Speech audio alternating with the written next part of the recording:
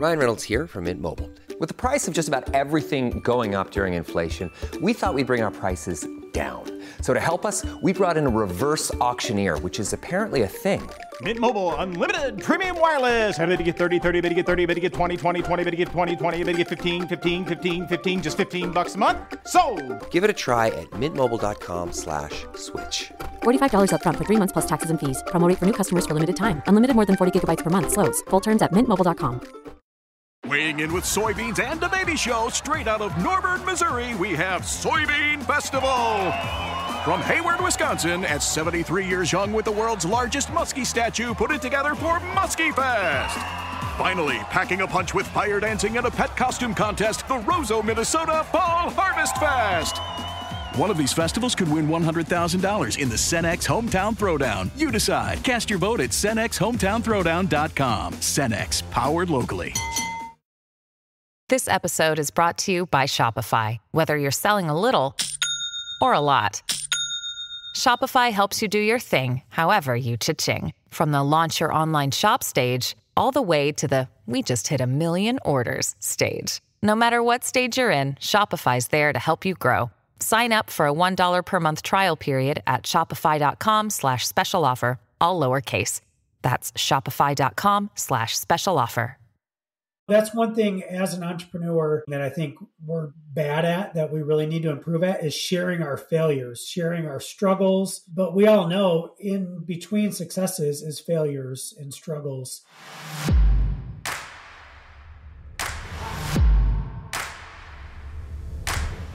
Hello, Millionaire University. Welcome back to the show. Are you ready to learn about the wheel estate business? Yep, I said that correctly. Wheel estate, not real estate. Today we're bringing on Garr Russell, who turned purchasing his very first RV, which was actually a failure, into a thriving, successful business where he now manages RVs all across the nation. It is one of those beautiful illustrations of how we can take a supposed failure and turn it into something that blesses so many other people, because the situation Garr found himself in was one that many, many people find themselves in. So if you're listening to this, you may be sitting there with an RV in your own driveway and find the need to utilize his business, and you may be intrigued by the fact that you can actually replicate this exact business model by franchising with him. So let's get into today's masterclass, where you can get into how to have a thriving wheel estate business with Garr Russell. Class is in session.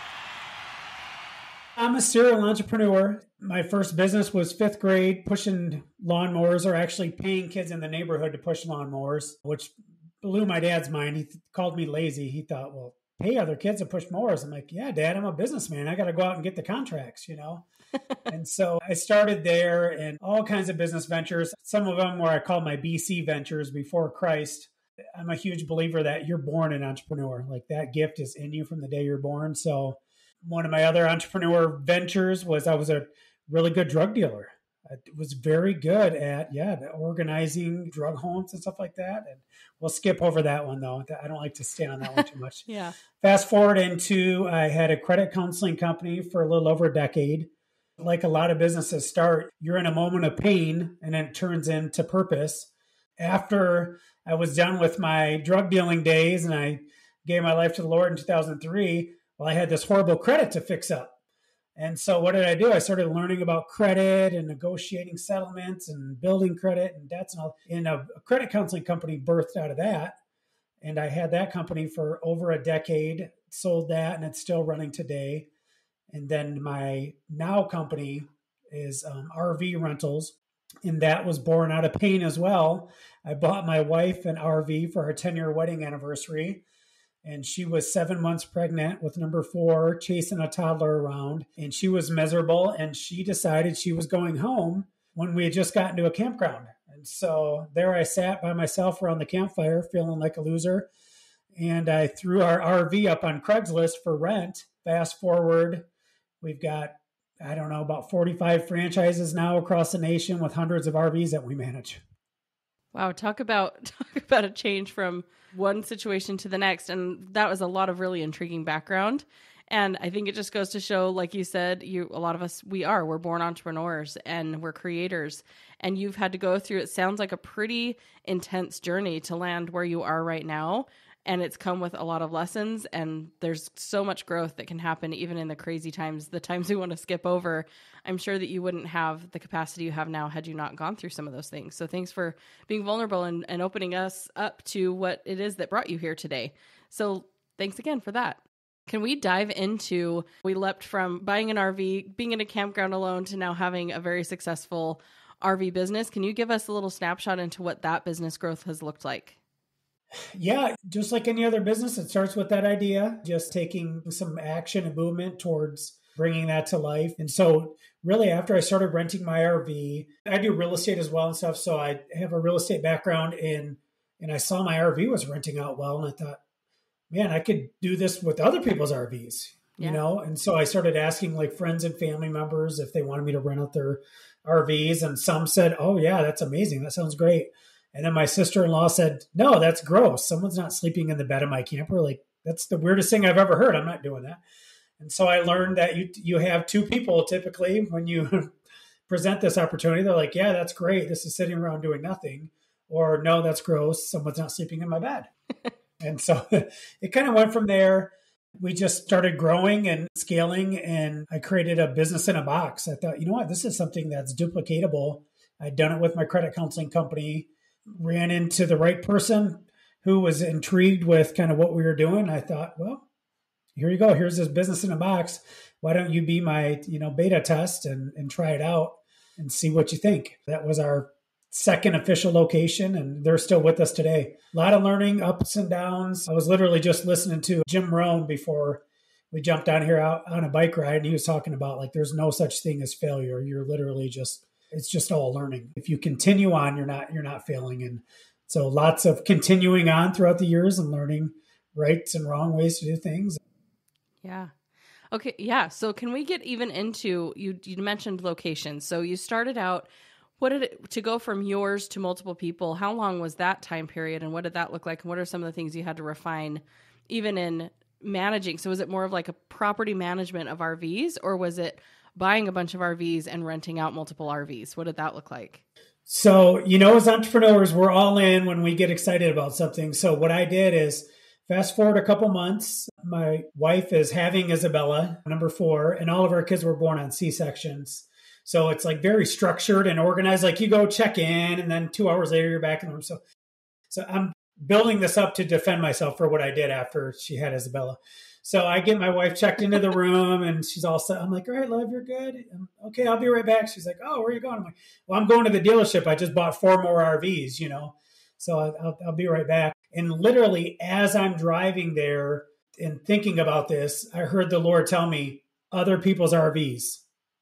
And being, the skull thick-headed guy that I am, I still went and bought them. But then I learned quickly after, like, that's not scalable to just go out and purchase all these RVs, because it's different than real estate. An RV depreciates, real estate appreciates. The model was OPRV, other people's RVs. And I quickly learned under that model, there's millions and millions of RVs sitting around the country doing nothing. So it was very easy to take that model and scale without, having to do a bunch as far as loans and all that kind of stuff. Yeah. So what is the time period on this? Because I know when we had COVID, there was like a huge boom and surge of people wanting to travel, wanting to buy RVs. We even, I think, we didn't buy one, but we discovered outside of just the lot, that's a local business where you can go rent an RV. There's now this almost Airbnb situation for RVs that you can be that middleman. So first of all, what time period were we at? And then I want to explore even more the foundation of what the business model looked like. Yeah, so we started this business in 2016. COVID was definitely an interesting time for us. Right when COVID hit, I'm scrolling Facebook and I see an article that says top things CEOs wish they would have done in 2008. And the number one thing they said was they wish they would have laid off their staff sooner. Like they just thought, well, this will pass. And so I went and I laid off all my staff. Right after that happened, I get a call from a power company in Michigan. They need 72 RVs for mobile quarantine units for all their engineers at their power plants. And then it just went from there. It was just insane. Then it was mobile quarantine units, getting grandma and grandpa back from Florida to New York and all these different things. And then everybody bought an RV during COVID. I mean, there was just an amazing spike in sales and everybody's traveling. And then that just became the thing to do. And then too, rewind back to God telling me other people's RVs. What happened during that, right at the beginning of COVID as well, is several of my competitors went out of business because they had this massive inventory of RVs and they had all the overhead, all the insurance and loans, payments and everything. And there was a shutdown just long enough to where, they didn't know what was going to happen and they closed down. So that kind of cleared some of the playing field for me as well. And then it just spiraled from there. Now, fast forward to today, we've got people all over reaching out to us that had bought RVs during COVID saying, hey, I have this RV. I owe way more on it than it's worth. I can't sell it. Would you rent it out for me to help me pay the principal down? So out of that, we birthed a program called the P3 Principal Paydown Program to help people meet that need. So it's been amazing to see how this business flowed through COVID all the way back to the start. Yeah, I'm super intrigued by this. So I want to really understand for everybody listening and for myself. You mentioned during C-section time, you're on your way, you end up still buying 4 RVs. So take us from that moment in time to heeding that call, to using other people's RVs, and just infrastructure-wise, what does this business look like? What did you do with those 4? Did you have a physical location? How are you marketing this? Let's just go into the deep nitty-gritty of what a business model like this looks like. You meet the biggest need in front of you. So when we started, it was literally we had RVs parked in our yard. And then it got to a point of where I had some neighbors complaining. So I had to go get a special use variance. And I lived out in the country too. I didn't realize how many neighbors I had until I showed up to that hearing there for the special variance. I'm like, oh, wow, it's great to meet all you guys. I didn't know I had so many neighbors. And then I just kind of shut that down because I thought, man, if so many people are this upset, So then we moved to a parking lot that we rented. And then we moved to a building. And it's so cool how as you scale a business, how you just see the next opportunity and the next opportunity. And it ended up growing to the point of where we had this massive property. We were offering storage, propane. We had dump station. We had RV techs on staff. And we were servicing our rental fleet plus servicing the general public on repairs. And then we were selling RVs on consignment. And so just kind of, one thing leads to the next and you kind of see the next opportunity and the next in front of you. And all the normal things for a business starts taking place, right? Like, okay, now we need software. Okay, now we need a system. Now we need the processes. Now we need to start to separate the business into, okay, who's in charge of marketing? Who's in charge of customer service? Who's in charge of the bookkeeping? And that was just kind of one thing to the next. Now, we just have this massive team and locations all around the country. It's pretty amazing how it's all unfolded. Yeah. So you had to have that physical location to house the RVs. Some of them were yours. How many were yours that you actually purchased? And then where did you start what was the pitch for people who had RVs using other people's RVs? What did it start to look like with your overhead and building out the infrastructure that way? Yeah, a handful were mine. And then we would start to buy and sell them as well. You get people that they just want out of their RV. So you pick it up for a good price, rent it for a little bit and sell it. But then, the main model was really the other people's RVs. And that's the beauty of that model is they're paying to store it when it's not being rented. So that's covering your overhead of your property. And a lot of our franchises, they actually just partner with storage units. So they literally have zero overhead of like a brick and mortar to start. They partner with a storage facility. The owner pays for the storage. And then the owner pays for, the regular maintenance, insurance, payments, all that. And then the renter pays for the commercial insurance during the renting. So it's very neat because it's very low overhead. And there's a lot of extra ways to earn money outside of just renting it, like add-ons, like you rent, chairs and you can rent grills and bikes and all these different things, So it's real interesting how super low overhead and then all the other opportunities to monetize it. And then, several of our franchisees, husband-wife teams, they've quit their corporate jobs. Now the husband's a certified RV repair tech working on RVs and renting. We've got several franchises that are dealerships, and then they plug this into their existing model.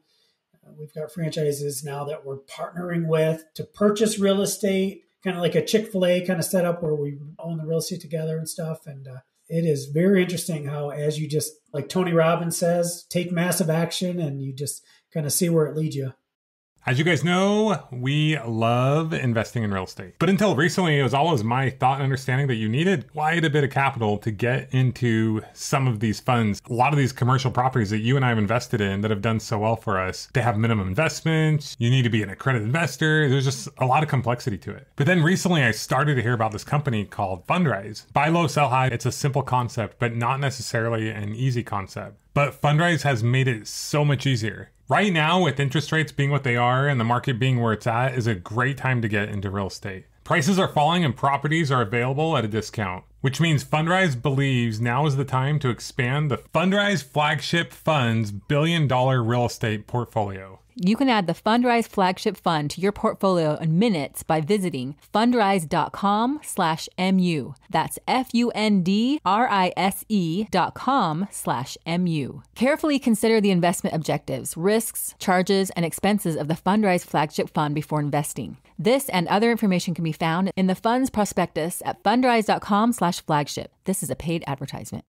This episode is brought to you by Shopify. Whether you're selling a little or a lot, Shopify helps you do your thing, however you cha-ching. From the launch your online shop stage, all the way to the we just hit 1 million orders stage. No matter what stage you're in, Shopify's there to help you grow. Sign up for a $1 per month trial period at shopify.com/special offer, all lowercase.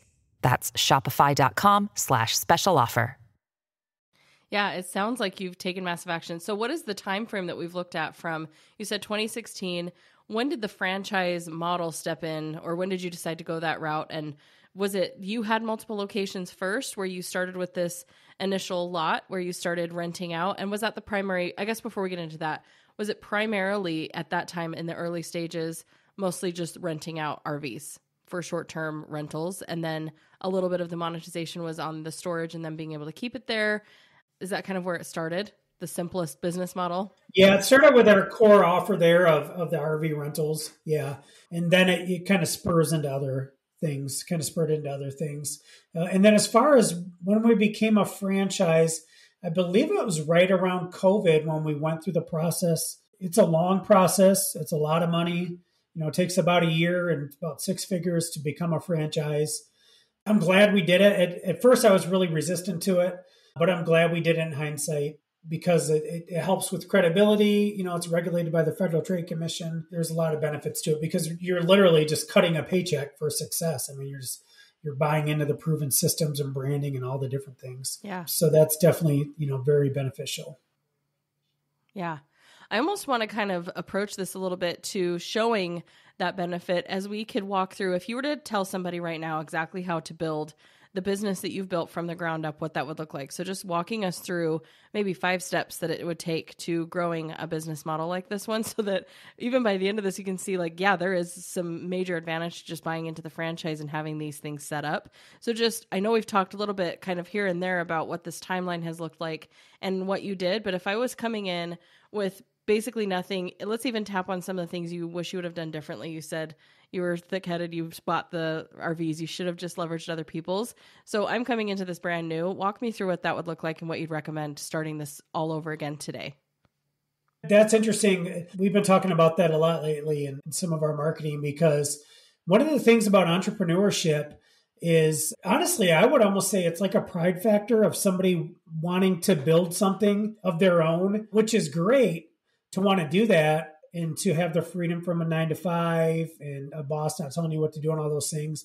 But then when it comes to building a business, especially nowadays, you can plug into proven systems and models through franchises. You can plug into communities and mentorship and all those things already, instead of having to go through the school of hard knocks. I mean, the amount of money that I spent to learn the different styles of marketing and branding and operations and go through the different softwares and systems and learn how to hire and train and keep employees and just all the different things of keeping books and reconciling books and figuring out, okay, what did it cost to get this customer and what's the lifetime value of this customer? All these different areas of a business that really are supposed to know as an entrepreneur.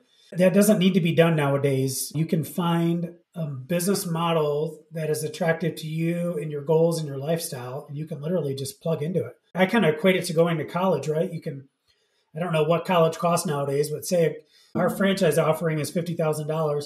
Say somebody spends $50,000 to get an associate's or a bachelor's degree on business. Once they get that degree, that's it. They go out there, and if they want to start a business, they're literally starting from scratch. Their college professor isn't reaching out to them 90 days later to say, hey, how's your business going? Can I look over your business plan? How's your marketing? No, like, you're done. Your professor that actually taught you the business class may have never even owned a business, where you can literally plug into a proven model like, the big ones. I mean, Subway, McDonald's, all these franchise opportunities out there that are literally proven systems with the branding, the marketing, the operations, everything. It's plug and play. Yeah, I love that. So if they don't go that route, I mean, I even just want to get into the root of your story as well, in terms of what did you have to look for? Was it because you already had the interest into RVing, and so you just stepped into this, you're like, hey, there's an opportunity here. What was the problem that you saw that needed to be solved with developing this business model? Did you see other people had something similar in terms of renting them out, and even the differentiation of like, hey, let's rent out other people's RVs? Where do you feel like that genius really came in of this works far better than some of the other approaches that people are having to an RV business? I know that was like multiple questions in one, so if I need to repeat that, I can. Yeah. No, I mean, honestly, the beginning of it was literally just pain, right? It was the pain of me owning an RV, and my wife was going home, and it was a brand new RV, and I have a monthly payment. That was literally the beginning of it. And then the genius of it, it was the Lord. It was God. It was him saying, hey, other people have RVs sitting around doing nothing. Take those and put them to work. Just like people do with Airbnb arbitrage, or people are doing it with Turo and other people's cars. It's literally the same exact thing. And so while I'd love to take the credit for it, it wasn't me. It was God saying other people's RVs, and then just simply doing the things of, okay, it's other people's RVs, so let me create a little presentation package to share about what we could do and how we could do it. And then just getting that idea out there. And then at the end of the day, it's massive actions, lots of mistakes, learning from mistakes, more massive action. Oh, that worked right. Let me write that down. A couple more mistakes, some more action. And then next thing you know, you've got the systems and process. And then really you start running into the right people, right? You're like, okay, I need somebody to handle all these inquiries that are coming in. That's great with customer service and follow-up and detailed. And so you start seeing that need needs to be filled. And that's one of the things as an entrepreneur, right, is it's hard to let go as we scale. I forget where I heard it. If you can find somebody that can do something 80% as good as you, hand that off to them and then move on to the next. So you're constantly having to say, okay, how can I step back now instead of working in the business? How can I step back now to work on the business, put someone in place and continue to scale? And that's where a lot of businesses get to a certain point and then just stall. They don't take that step of faith once it's, okay, now I need to hire somebody, or now I need to hire another person. Yeah. So when you started to approach people, even just going back to that original timeline, and you were saying, hey, we have this opportunity here, you're sitting on an RV, it's not being used, where did you start finding people? Like, were you looking at people who were trying to sell RVs? How did you acquire those customers to even develop that pitch? Yeah, exactly. Like you said, finding people that were selling them, Facebook Marketplace, Craigslist. And then there's different groups, just like if you have Airbnbs or rental properties or whatever, you like to crochet, there's Facebook groups for all that stuff, So just joining in groups. So just like there's Airbnb for renting your house, for renting RVs, there's platforms, RVshare.com, Outdoorsy.com. There's a couple of the big platforms there. So just getting involved in the Facebook groups for that environment and just interacting and sharing thoughts and ideas. And then, and really just trying to add value into those groups. And, hey, this is what I'm doing. This is what, this is what's working, what's not working. And that's literally how we launched a lot of our locations, was just being inside of these groups, providing a lot of value and kind of mentoring people and showing them what we're doing, what's working with the entrepreneurial experience that I had. And then that's how we were able to get RVs and also get entrepreneurs that partnered with us to be part of the Fireside family. So were they able to still, you're in groups where people are doing that, maybe some of them already renting them out. So were they able to do both? Were they able to put their RV on your location and then also have it listed on a site? Or did you guys also have the virtual option where you were basically migrating them over, saying, hey, rather than list on these other sites, list on ours, and we will do a lot of the things for you? Like, where was the limit and the extent of what you guys provided? Yeah, so we work side by side with the platforms because they're a peer-to-peer marketing platform, and our offering is we're an RV rental management company. So RV Share, which is the Airbnb of the RV industry, we're their number one customer. So we work very closely with them because they spend millions of dollars in marketing and generating rental leads. And so we stick in our lane, which is RV rental management. And that's also another good lesson, in entrepreneurship is what is your niche? What are you doing? Stick to that. Don't try to do everything for everyone all the time. There's a really good book about that called 10X is Easier Than 2X. Have you heard of that? Yeah. By Benjamin Hardy, Dr. Benjamin Hardy. I got to see him speak a couple of times, and I got that book. I was with him in Mexico when he first released the pre-release of that book, and he spoke on it. And it's real powerful find what is generating the majority of your revenue and then focus on that and then cut out everything else. So we decided right from the beginning, we're not going to try to compete with the RV shares, the Airbnbs. We're going to work alongside them, and our niche is going to be RV rental management. That's the lane we're going to stick in. Okay. So when people come and they start the franchise, that's primarily the focus. I just want to make sure I was wrapping my head around what the business model is. So when I step in and I start this, I'm not necessarily doing all of the groundwork that you did on establishing that. When I join or start the franchise, what does that look like for me? Like, what is the work going to be that I'm going to do stepping into it?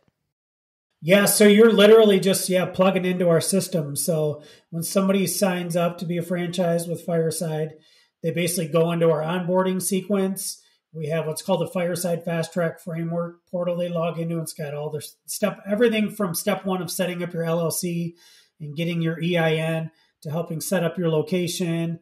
We set up your website for you. We manage that. We manage your social media. We get you trained on how to talk the lingo of the business, the different areas of operations that you're going to need to hire for, cleaners, drivers, RV repair techs.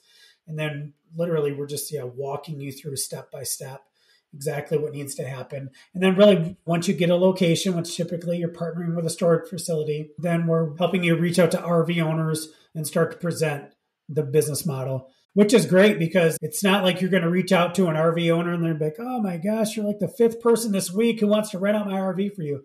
No, it's one of my mentors, Russell Bronson, calls it, it's a blue ocean. It's a completely brand new concept to them. So they're either blown away, like, yeah, here's the keys. It's just sitting here doing nothing. Or they're my sister-in-law who doesn't want them sleeping in their bed. Right. Okay. Yeah. And I was going to ask that next is when it comes to acquiring people, it sounds like if there's not a lot of competition out there with helping people, have you found the response to be, I know you said there's kind of two different responses there, but have you seen an uptick in this? Like you said, with COVID, everybody buying RVs, and now there's so many people, there's an excess of the RVs and people seeing the advantage. And even if I'm an RV owner, what do you feel like the primary appeal is for me also in terms of like, yes, I can make some money, but do you pitch the advantage of not having to manage the whole experience too? Like, is that kind of the appeal versus just, hey, I'm going to throw this up on Airbnb, call it good, and have to do all of those things? The land down under has never been easier to reach. United Airlines has more flights between the U.S. and Australia than any other U.S. airline, so you can fly nonstop to destinations like Sydney, Melbourne, and Brisbane. Explore dazzling cities, savor the very best of Aussie cuisine, and get up close and personal with the wildlife. Who doesn't want to hold a koala? Go to united.com/Australia to book your adventure. This podcast brought to you by Ring. With Ring cameras, you can check on your pets to catch them in the act. Izzy, drop that. Or just keep them company. Aw, I'll be home soon. Make sure they're okay while you're away with Ring. Learn more at ring.com/pets.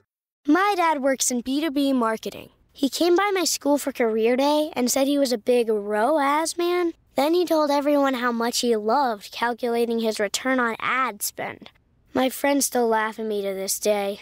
Not everyone gets B2B, but with LinkedIn, you'll be able to reach people who do. Get a $100 credit on your next ad campaign. Go to linkedin.com/results to claim your credit. That's linkedin.com/results. Terms and conditions apply. LinkedIn, the place to be, to be. Yeah. So for the owners, really, it's a brand new idea that's being presented to them. So if somebody is reaching out to us, then obviously they're already familiar with the concept and looking into it. It's gotten to the point now where we only take RVs typically if we get full-time possession of them, because there's so many RVs out there. And if someone uses it 2, 3, 4 times a year, we won't take them into our management program because we can be that picky. But then as far as presenting the value to the owner, typically most owners just look at it as, okay, great, this will cover my payment and maybe make me some money. But there's really so much more to it, because what happens is now that this RV has become really a business for them, now they get to write off the insurance and the interest on the payment and the maintenance and the storage.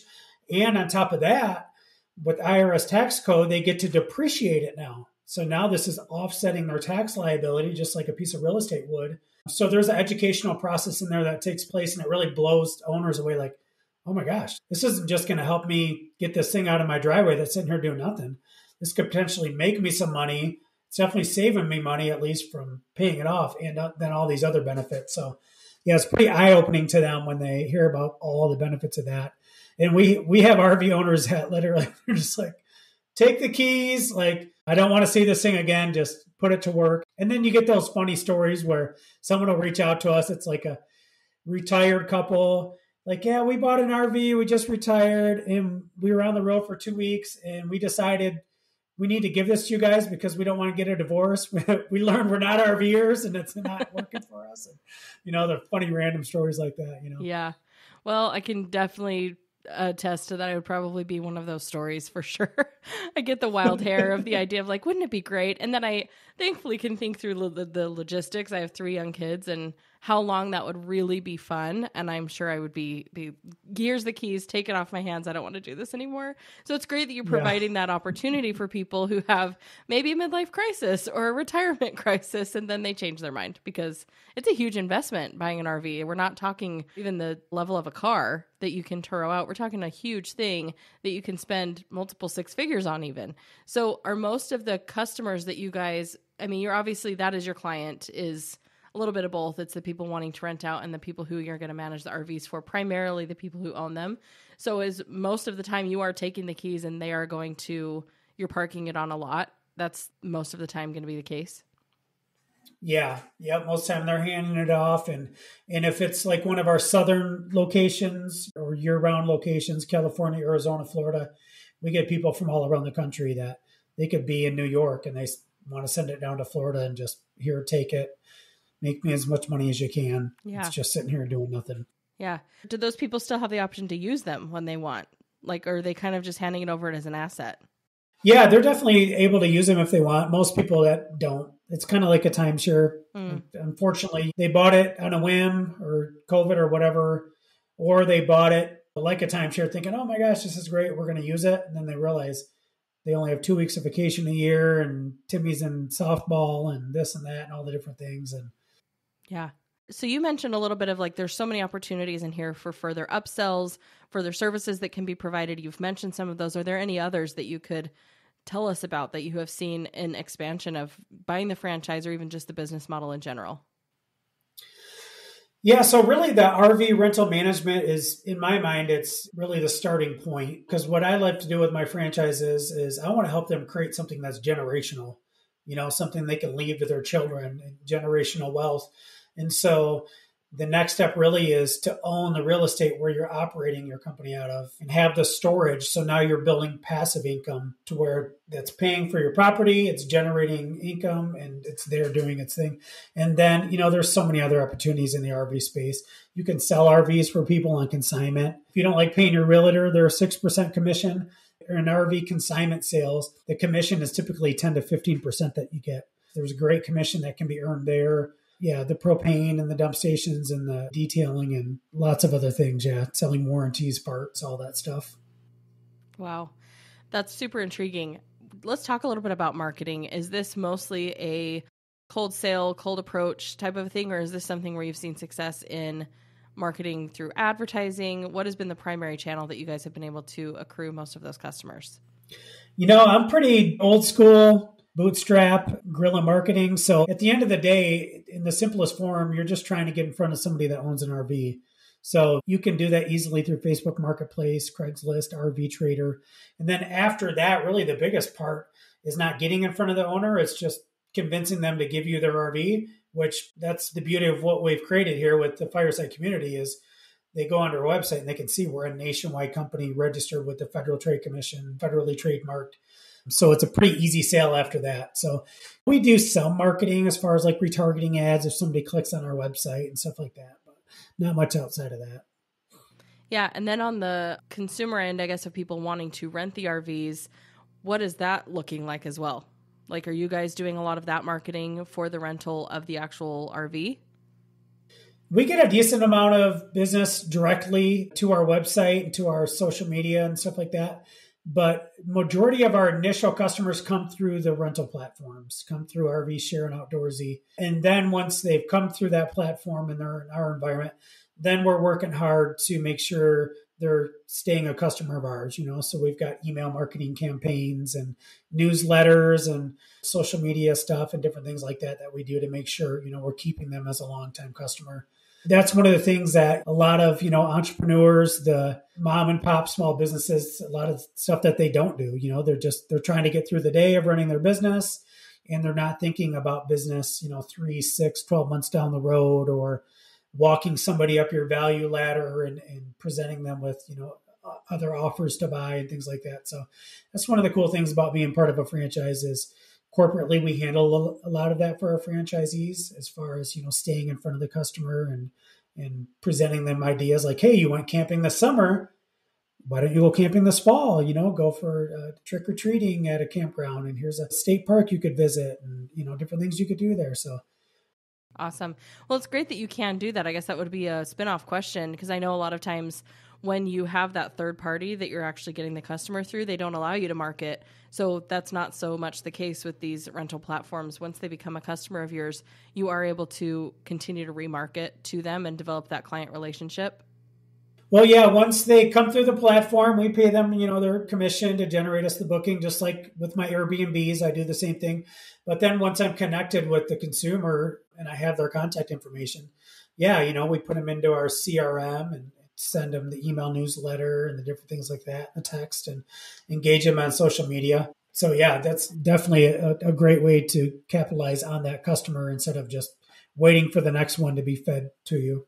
Yeah. So with your clients, do you have people who are coming in and saying, you know what, this is so great, I'm just going to buy a few more RVs, give them to you, have you rent them out? Or are you seeing primarily this being a rescue mission where most of them are like, oh my gosh, what have I done? Is there some good profitability on their end to be able to rent these RVs out and you have people coming in and continuing to scale in that way as just the owner?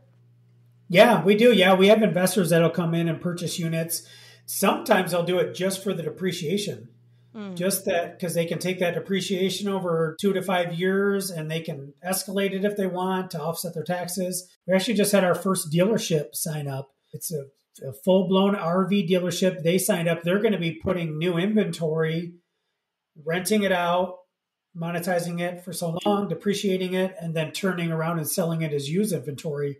So yeah, it's definitely something that can be done from either side as far as an investment. Or, if it's an RV that's just sitting around, So, we do have both. Yeah.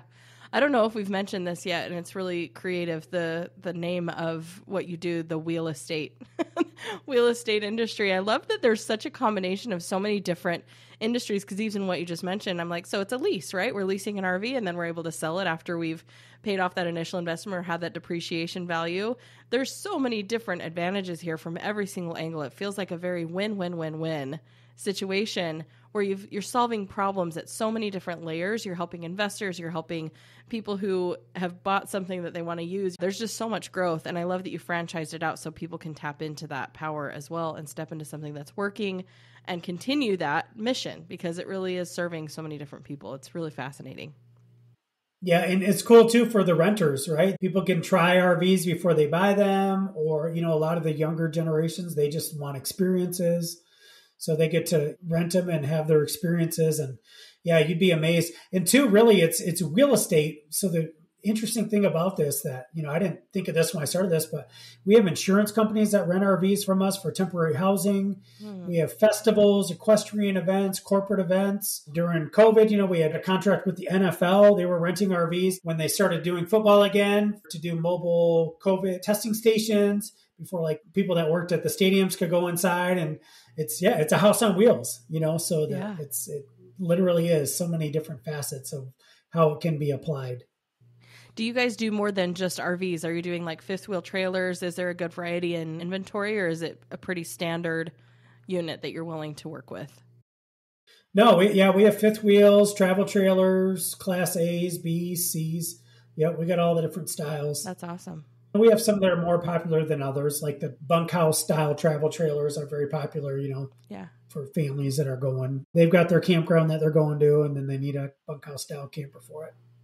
You seem like a pretty optimistic guy. I mean, we're talking about the business that's very like, yeah, it's great. It's no nonsense. It's just, it feels like things have really clicked into place and that you look at this with such an optimistic lens. Has it always been that way? Has this been a challenging business to grow? It seems from talking to you, like it sounds like a really fun business that's just one step in front of the other has continued to expand.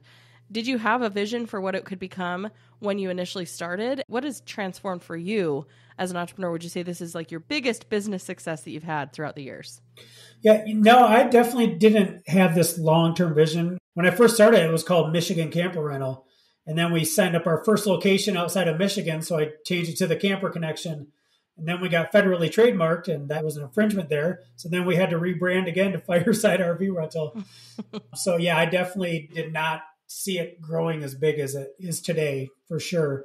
There's definitely obstacles, for sure, dealing with people and personalities, and you try something and too, dealing with customers. It's not all beautiful memories for every renter. You get someone who walks into a camper and they're like, oh my gosh, there's a fly in here. This thing is horrible. Like I want all my money back and you ruined my family's trip.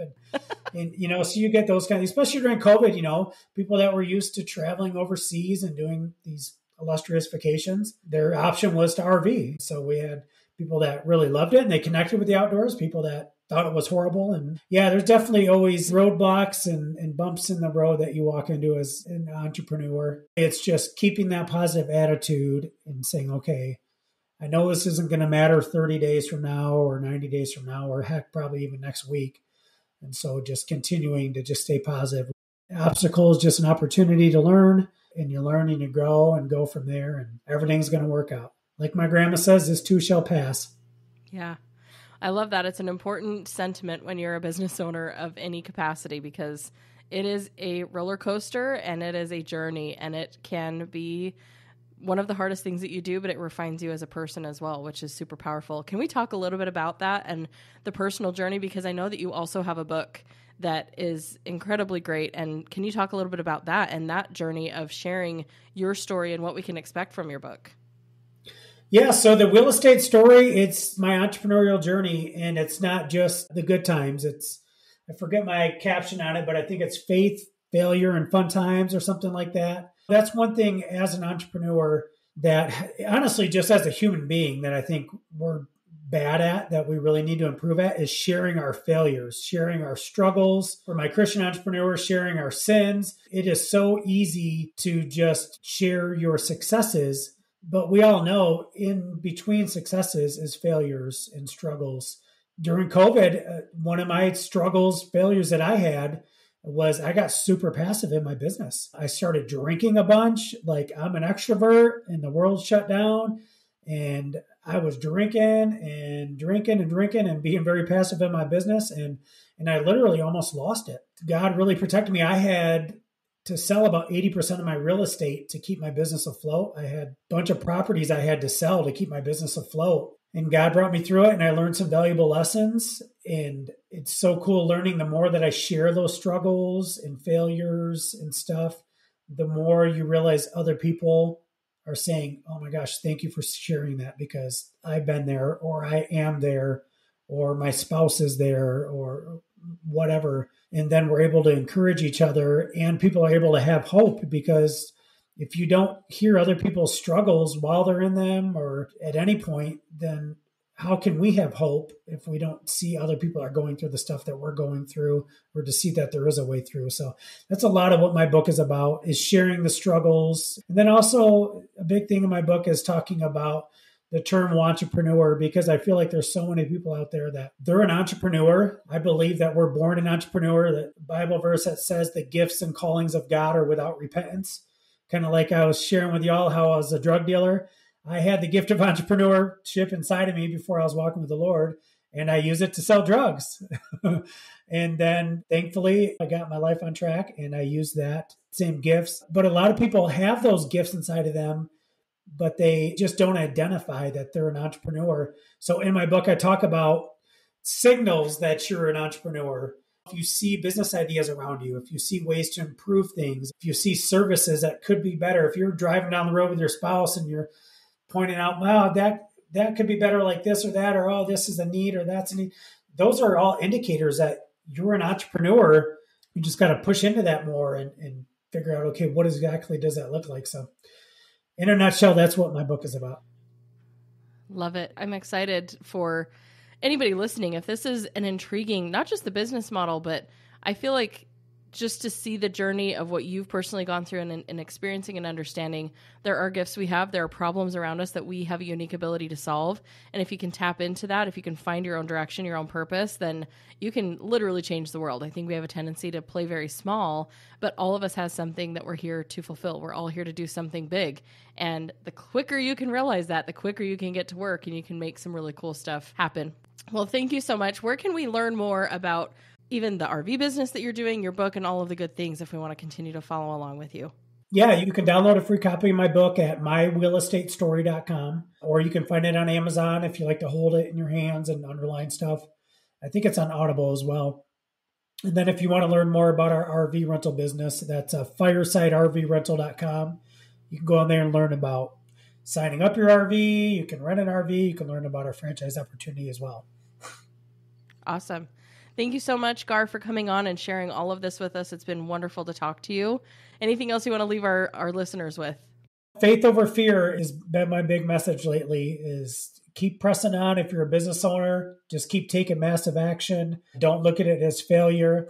Look at it as a learning opportunity. And then if you're listening to podcasts like this and you're not a business owner, well, you should be a business owner, because the simple fact that you're on a podcast like this, searching out how to grow wealth, how to grow yourself, how to start a business, is all indicators that you are meant to be an entrepreneur. So start taking some action towards that. Love it. Thanks again so much. It's been great to chat with you. Yeah, you too. Thank you. Thank you so much to Garr and our other show sponsors for this episode today. There are so many amazing ways that we can take some of our greatest mistakes and turn them into our greatest triumphs. And today's episode was the perfect example of that. Sometimes we fall into the trap of wanting to have the entire picture laid out for us on what success is going to look like, how we're going to make $1 million. And at the end of the day, it's really about solve a problem and then solve another problem and keep moving forward until you've created solutions that you didn't even know needed to be created. And a lot of times it's really going to start from solve your own problem. What do you wish existed? What do you wish was out there in the marketplace that doesn't exist? Or how can you do something like that better than what is out there?